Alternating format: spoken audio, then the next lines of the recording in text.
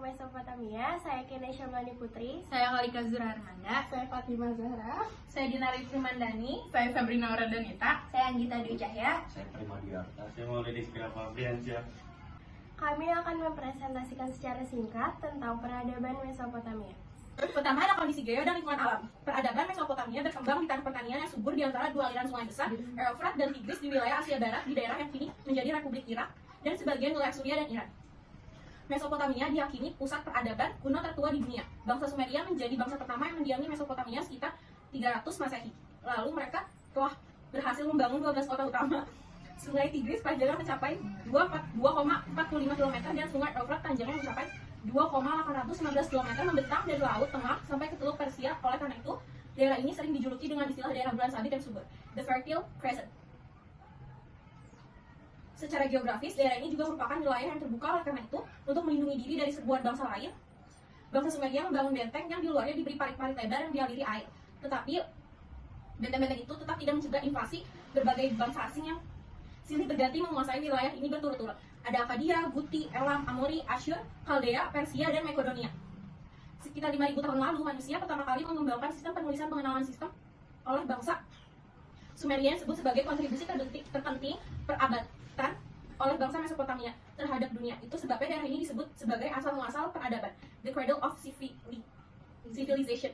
Kendati bahasa Sumeria itu sendiri tidak dikenal lagi, penulisannya yang disebut cuneiform menjadi huruf utama untuk menulis catatan penting serta karya sastra di lempengan tanah liat. Banyak dari lempengan tersebut berisi gambar atau tanaman yang ada pada zaman itu. Kondisi sosial politik bangsa Sumeria. Bangsa Sumeria merupakan bangsa yang merintis peradaban Mesopotamia dan merupakan penduduk asli wilayah Mesopotamia. Bangsa Sumeria berasal dari Asia Kecil, wilayah Turki. Sekarang sumber lain mengatakan Persia yang kemudian masuk ke wilayah Mesopotamia melalui Iran sekitar tahun 5300 sebelum Masehi. Periode ini dikenal dengan nama periode Ubaid dan sejarah pada periode yang Mesir. Bangsa Sumeria mulai mengenal bentuk seni kerajaan dalam tata Mesopotamia. Ubaid, Uruk, dan Yamdet Nasr merupakan nama kota dan situs di Irak sekarang. Tempat ditemukannya peninggalan bangsa Sumeria hasil dari temuan menunjukkan bahwa 3500 sebelum Masehi adalah tahun awal peradaban Sumeria. Juga diakui bahwa peradaban Mesopotamia merupakan peradaban Sumeria itu sendiri, karena peradaban Mesopotamia dibentuk oleh Sumeria. Bangsa lain hanya memperkaya peradaban Mesopotamia yang telah dibentuk bangsa Sumeria. Bangsa Akkadia adalah bukan termasuk dalam rumpun bangsa Sumeria. Namun bangsa ini yang pasti merupakan anggota rumpun bangsa Sumit dan menggunakan bahasa sendiri, yaitu bahasa Sumit atau bahasa Akkadia. Bangsa ini awalnya merupakan bangsa nomad di padang pasir bagian utara Mesopotamia yang selanjutnya menetap di wilayah selatan Sumeria yang sudah mapan dan membangun kerajaannya sendiri. Raja Sargon Agung.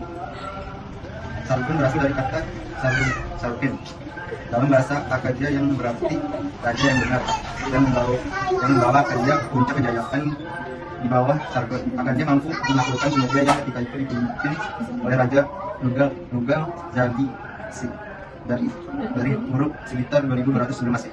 Raja Sargon mampu memperluas wilayah Akkadia melampaui Mesopotamia selatan, termasuk kerajaan Ansur di utara Mesopotamia. Ini melanjutkan pembangunan Sumeria menjadi lebih besar dan lebih kuat lagi, menetapkan pengaruh di wilayah-wilayah tertentu dari Uruk sekitar 2200 sebelum Masehi. Raja Sargon mampu memperluas wilayah Akkadia melampaui Mesopotamia selatan, termasuk kerajaan Ansur di utara Mesopotamia. Ini melanjutkan pembangunan Sumeria menjadi lebih besar dan lebih kuat lagi, menetapkan pengaruh di wilayah-wilayah tertentu dari luar Mesopotamia. Seorang antropolog dan Inggris, Gwendolyn menulis Mesopotamia mengalami stabilan yang memungkinkan adanya perkembangan seni, sastra, sains, irigasi, dan pertanian, infrastruktur jalan, perdagangan lintas wilayah, serta agama. Pada masa pemerintahan Manis Kusut, kegiatan perdagangan meningkat dan menurut prasasti yang dibuatnya sendiri. Kegiatan perdagangan Akkadia sama seperti para pendahulunya, dia juga mendapatkan berbagai pemberontakan dari negara-negara kota, namun berhasil diredamnya. Selama 33 tahun masa pemerintahannya, Narsin diganti Sari putranya yang memerintah kurang lebih 2223 sampai 2198 Masehi. Berbeda dari pendahulunya, ia mampu menciptakan kestabilan dan gagal meredam pemberontakan.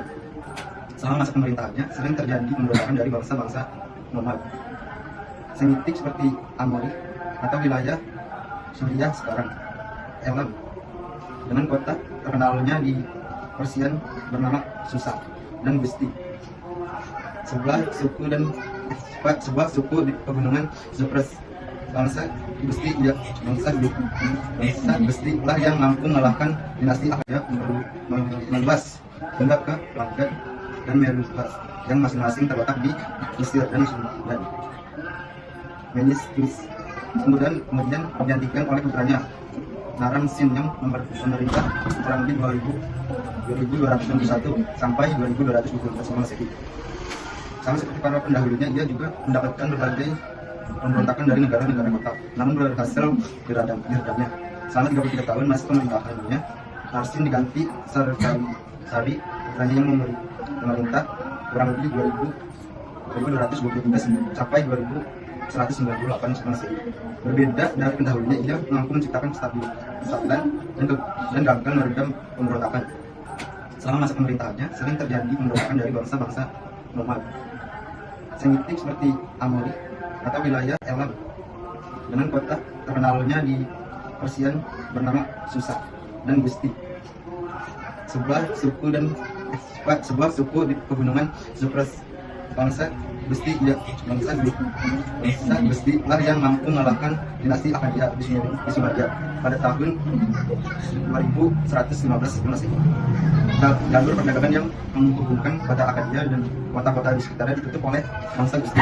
Dua raja terakhir Achaea dari dulu dan putranya Suturul tercatat hanya menguasai kota Achaea dan sebagian kecil wilayah.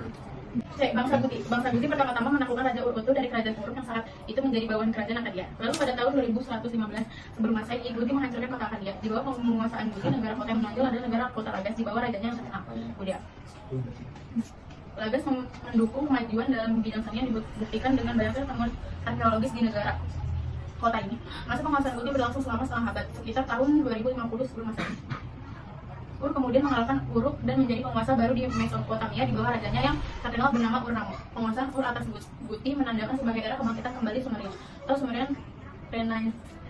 Selain ikut dalam menyingkirkan Guti, Ur-Nammu juga membuat undang-undang Ur-Nammu membangun zigurat seperti zigurat Al-Kubur serta menghidupkan kembali penggunaan bahasa Sumeria yang nyaris punah akibat kedatangan bangsa Semitisasi.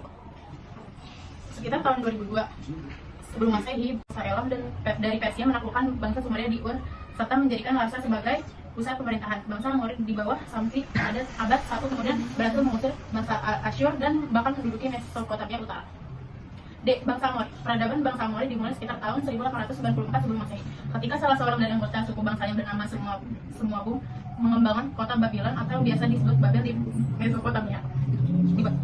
Di bawah Raja Hammurabi, Babylon atau Babilonia, para sejarawan lazim menyebutnya dengan Babilonia Lama untuk membedakannya dengan Babilonia Baru. Setelah pada masa dinasti Chaldea mencapai puncak kejayaan, Hammurabi juga dikenal cakap dalam urusan birokrasi. Ia menetapkan pajak dan pemberlakuan pemerintahan yang terpusat pada masa Hammurabi. Pula nama Babilonia menjadi semacam sebutan pengganti untuk wilayah Mesopotamia. Bangsa Asyur. Asyur adalah suatu kerajaan atau kekaisaran yang berpusat di hulu sungai Tigris, Mesopotamia, Irak. Bangsa Asyur telah berkembang tidak lama setelah dinasti awal Sumeria berbentuk. Asyur membentuk dinasti sendiri yang terlepas dari Sumeria. Pada abad ke-20 hingga ke-15, Asyur menguasai sebagian besar Mesopotamia, Hulu dan sebagian dari Asia Kecil. Pada abad ke-15 hingga ke-10, pengaruhnya mungkin digapai kembali melalui berbagai penaklukan. Asyur meluas lebih jauh pada awal 911 sampai 612 Masehi. Di bawah kepemimpinan Asyurbanipal, bangsa Asyur menguasai seluruh wilayah Hilal selama beberapa dekade. Bangsa Chaldea.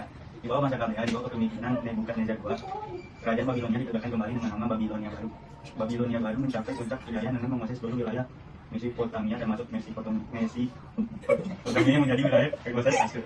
Nebukadnezar II adalah raja termasuk Babilonia Baru. Ia menaklukkan Yudea dan Yerusalem pada tahun 587 serta membuang orang-orang Yahudi pengasing. Dia juga terkenal karena ekspedisi militer ke berbagai wilayah seperti Suria dan Poniki. Di bawah bangsa Kaldia di bawah kepemimpinan Nebukadnezar II Kerajaan Babilonia ditegakkan kembali dengan nama Babilonia baru. Babilonia mencapai puncak penjajah dengan menguasai seluruh wilayah Mesopotamia termasuk Mesopotamia menjadi wilayah kekuasaan Asyur.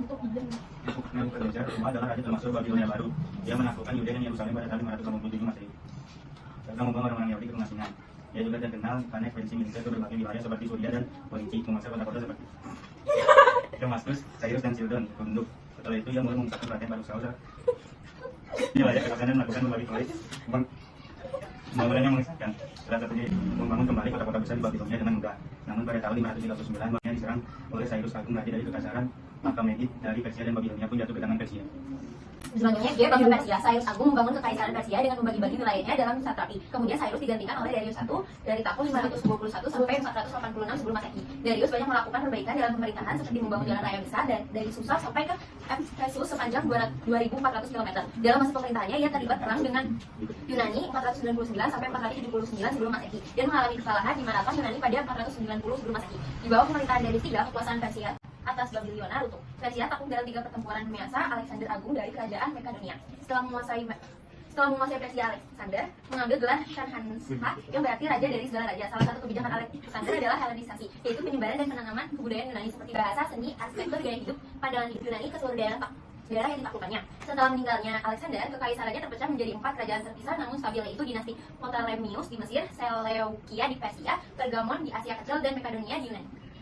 Kehidupan sosial dan struktur, imam dan raja, bawahannya serta para bangsawan, di mana golongan ini adalah golongan teratas dalam lapisan sosial masyarakat di Mesopotamia. Bangsawan dan imam bertanggung jawab terhadap pembangunan, organisasi, pemerintahan, dan pemeliharaan sistem irigasi. Yang kedua ada pedagang dan pengrajin. Golongan ini masuk ke kelas menengah karena mereka memiliki kebebasan untuk mengambil inisiatif dalam kegiatan perdagangan tanpa diawasi imam raja ataupun para bangsawan. Terus petani, peternak, nelayan, dan pemburu. Tidak seperti 2 golongan sebelumnya, mereka tinggal di pinggiran kota dan dianggap kelas bawah. Mereka juga bertanggung jawab atas tersedia pasokan makanan bagi negara mereka. Yang terakhir ada budak, di mana di kelas paling dasar dalam hierarki masyarakat adalah para budak. Mereka sebagian besar merupakan bekas tawanan perang. Budak juga dapat diperjualbelikan, tapi boleh diizinkan menikah dan membentuk keluarga. Sistem kepercayaan dan religi. Kepercayaan bangsa-bangsa yang mendiami Mesopotamia bersifat politeisme dengan satu dewa sebagai dewa tertinggi, panteon. Setiap bangsa menyembah dewa-dewi masing-masing seperti dewa Enlil, Sumeria, dewa Marduk, Amoria dan Chaldea, dewa Asyur, Assyria, dewa Amesa, Spenta, Persia. Ciri-ciri kepercayaan peradaban Mesopotamia. 1. Totemisme, kepercayaan bahwa sebuah objek, binatang, atau tumbuhan totem memiliki makna spiritual bagi sekelompok orang. 2. Antropomorfisme, sistem menghubungkan karakteristik kelas manusia ke makhluk-makhluk non-manusia. 3. Politeisme, kepercayaan dan penyembahan terhadap banyak dewa. 4. Adanya negara beragama. 5. Kepercayaan akan adanya kehidupan setelah kematian. 6. Penyembahan terhadap para pemimpin negara, penguasa, atau imam karena diyakini sebagai perwujudan dewa tertentu. Hasil-hasil budaya. Sistem kalender, sistem penanggalan yang kita gunakan sekarang sangat dipengaruhi oleh peradaban Mesopotamia. Di Mesopotamia, pertama kali dilakukan pembagian 1 tahun menjadi 365 hari atau 12 bulan. Kemudian, hari ini dibagi dalam sistem minggu menjadi 7 hari dalam seminggu. 2. Matematika dengan hitungan per 60. Bangsa Sumeria menyusun sistem hitungan dengan basis 60, yang hingga sekarang masih digunakan seperti 1 jam dibagi dalam 60 menit dan 1 menit dibagi dalam 60 detik. 3. Zigurat. Zigurat adalah bangunan semacam punden berledak atau piramida yang digunakan untuk para dewa. Salah satu zigurat terbesar adalah ziguran kota Ur, yang sekarang berada di dekat kota Nasiriyah, Baghdad. 4. Kode Hammurabi. Kode Hammurabi adalah kumpulan aturan hukum yang disusun pada 1792 sebelum Masehi oleh Raja Hammurabi dari Babylon, yang merupakan kota dominan saat itu di Mesopotamia. Kode ini berisi aturan hukum untuk warga Babylon serta aturan untuk melindungi hak warga. 5. Gerbang Istar. Gerbang Istar adalah gerbang kota Babylon yang berdiri setinggi 11,5 meter dan dihiasi dengan hewan-hewan mitologi. Gerbang ini merupakan salah satu arsitektur paling terkenal Mesopotamia dan sekarang disimpan di Museum Pergamon di Berlin, Jerman. Sekian presentasi dari kami. Mohon maaf apabila ada kekurangan atau kesalahan. Kita akhiri. Wassalamualaikum warahmatullahi wabarakatuh.